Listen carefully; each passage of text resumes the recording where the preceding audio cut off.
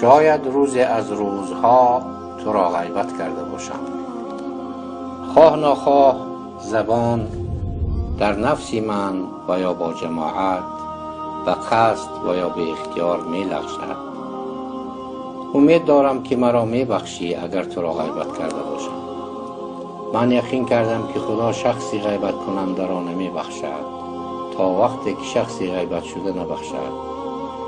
این نوار را به هر کسی که در روی خط من هست فرستادم. این نه به خاطر ضعف و بیچارگی من است، بلکه به خاطر ترس از خدایی که آسمان و زمین در اختیار اوست. اگر مرا بخشیده باشی با پیامک خبردار کن. این نوار یک دعوت برای یکدیگر را بخشیدن است. بیایید دلهایمان را از غیبت پاک سازیم. خواهش میکنم که مرا ببخشید، زیرا مرگ مفاجات زیاد شده است. خدا شاهد است که من تو را به خاطر خدا بخشیدم. این نوار را یک دعوت خالصانه یکدیگر بخشی و پاک سازی قلب پیش از رمضان مبارک می نامیم. همیشه سلامت و تن صحت باشید.